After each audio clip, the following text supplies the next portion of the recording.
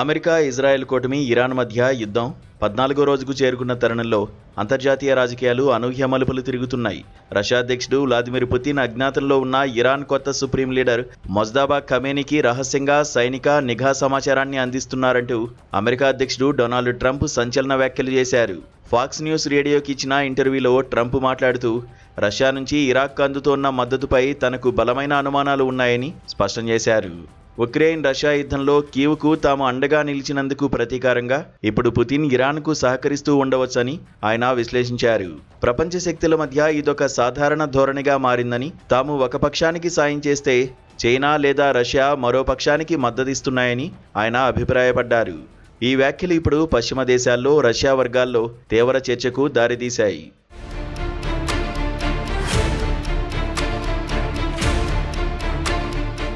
పుతిన్తో ఇటీవల జరిపిన ఫోన్ సంభాషణలో తాము ఇరాన్తో ఎలాంటి ఇంటెలిజెన్స్ సమాచారాన్ని పంచుకోవడం లేదని రష్యా అధికారులు స్పష్టం చేసినప్పటికీ ట్రంప్ వారి మాటలను ఏమాత్రం నమ్మడం లేదు.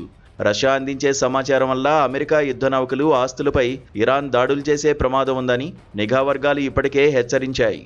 మరోవైపు ఇరాన్పై దాడులను మరింత తీవ్రతరం చేయబోతున్నామని, వచ్చే వారం నుండి భారీ విధ్వంసం తప్పదని ట్రంప్ హెచ్చరించారు. ఇప్పటికే ఇరాన్ చమురు ఎగుమతులకు కేంద్రమైన కర్గ్ ఐలాండ్పై అమెరికా దాడులు చేయగా వచ్చే వారం మరిన్ని కీలకమైన మౌలిక సదుపాయాలను లక్ష్యంగా చేసుకోబోతున్నట్లు సమాచారం.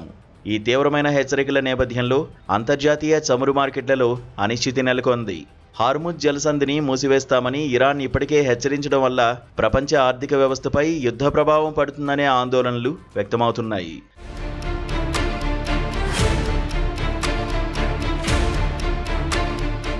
భారతదేశం వంటి దేశాలు ఈ పరిణామాలను నిశితంగా గమనిస్తున్నాయి. ఎందుకంటే పశ్చిమాసియాలో అస్థిరత వల్ల చమురు సరఫరాకు ఆటంకం కలిగే అవకాశం ఉంది.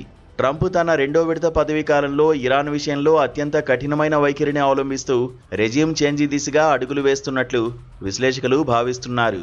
రష్యా తన ఉక్రెయిన్ యుద్ధ ప్రయోజనాల కోసం ఇరాన్ను ఒక సాధనంగా వాడుకుంటోందని వాషింగ్టన్ వర్గాలు నమ్ముతున్నాయి.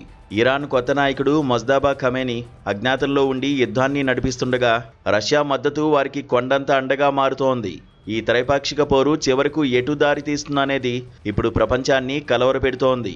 శాంతి చర్చల కంటే ఆయుధాల మోతే ఎక్కువగా వినిపిస్తుండటంతో వచ్చే వారం జరగబోయే దాడులు ఈ యుద్ధంలో అత్యంత కీలకమైన మలుపు కానున్నాయి.